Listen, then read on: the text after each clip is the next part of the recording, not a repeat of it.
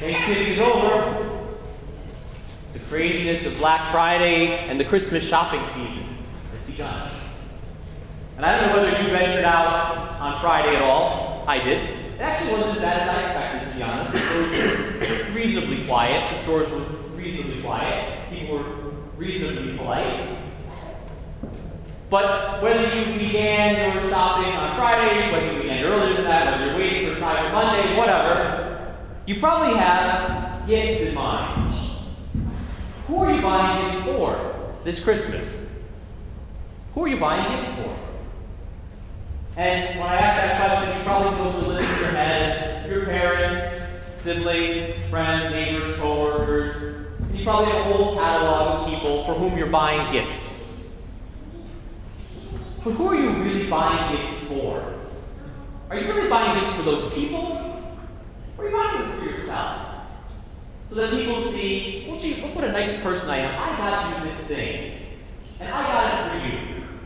Or maybe you're just frustrated and going through the list and checking things off to get it done because you just want to have everything ready and out of the way so you don't have to deal with it. Who are you really buying gifts for? Not the names of the people, but what's the intention? Who's it really for? Are you really looking toward giving to other people? Or are you looking to give for the sake of yourself? And what is the gift for? And how many of you will get a gift, look at it, smile, like, thank you, and then put it in a new bag and give it to the next person whom you don't have anything for, and they walk in the door with something for you? And how insulted would you be if you were the one who had gotten that gift for someone else, knowing that the moment you walk out the door, that person's thrown in another bag and given it off to somebody else who gifted it? Our gift-giving practices are so very strange. The same is true with God.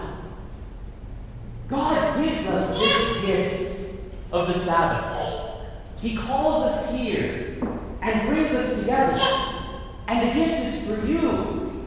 And the gift is for me. God has you in mind today as He calls you here to this church and brings Himself in His precious body and His life-giving blood for you today. Just like that woman in the gospel. The Sabbath was made for her. It wasn't made for ritual observances. It wasn't made for the prescriptions of the law. It wasn't made for making sure that we do all the right things and say all the right prayers and bow across ourselves and stand at the right time and do everything that we're supposed to do during the liturgy. This experience is made for you. For God to come into a relationship with you, to reach out and to touch you, to straighten up the crooked places of your life, to bring you the gift of healing. And that gift is meant for you, uniquely, because He knows where you need to be touched. He knows where you need to be healed. He knows where you need to be set straight. And He created this day for you, as a gift for you, so that He could come into relationship with you and touch you and heal you. This liturgy is not for God. This liturgy is for you. This praise that we offer to God, God doesn't need. God has angels surrounding His throne in heaven. They sing in glorious harmonies all the time. They're always on pitch. Everyone knows what to do. The rubrics are always observed. The ceiling isn't leaking.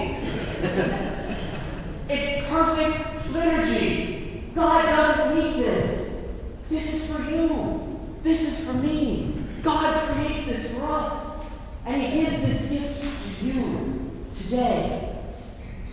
But God, in His infinite love, gives you this gift of Himself so that you can turn around and give it. God doesn't say, receive me and keep me all to yourself. Hold me fast and don't share me with anyone else. God raises you up and sets the crooked places of your life straight. God gives you this gift of your life so that you can go out and give it away to other people. But unlike the stupid fruitcake, it really not just only handle that you throw in another bag and you give. When you give this gift of faith away, it continues to grow. It continues to mature. It continues to have new life. Because this gift is the gift of the very living presence of God. And the more we give that away, in the same way that the more God gives Himself away, the more He's full of life. Because God is, by His very nature, gift. giving to one another from before the dawn of creation, each giving to create the world and to hold us in being. And it's when God gives that God is most himself. That's why he gives himself and comes into the world at this Christmas. That's why he gives himself on the cross. That's why he gives us the gift of the Holy Spirit. And the more God gives, the more God is who God is by nature. Gift. And so it is with us. The more we give away this gift of life in God, the more we're filled with life in God. And the more God-like we become in our life. And so, how do we prepare to receive the gift? Do we get here early? Are we attentive? Are we prepared? Are we focused? Are we focusing on the Lord or distracted by everything that's going on around us? When liturgy is over, do we give thanks to the Lord for the gift? Or are we ready to move on and get on to the next thing, to get home or to get downstairs? Or do we spend time here with Him? What do we do with this gift? And when we do walk out the doors of the church, do we take this gift and give it away to everyone that we meet, so that people can know what it means to be alive in God, to experience the gift of that life that only He can give? A lot of gift giving happening. A lot of gift giving. Are you prepared to receive the gift that God wants to give you today? And once you receive it, will you have the courage, the strength, and the love to give it away, so that the joy that He gives you will be brought to completion by Him?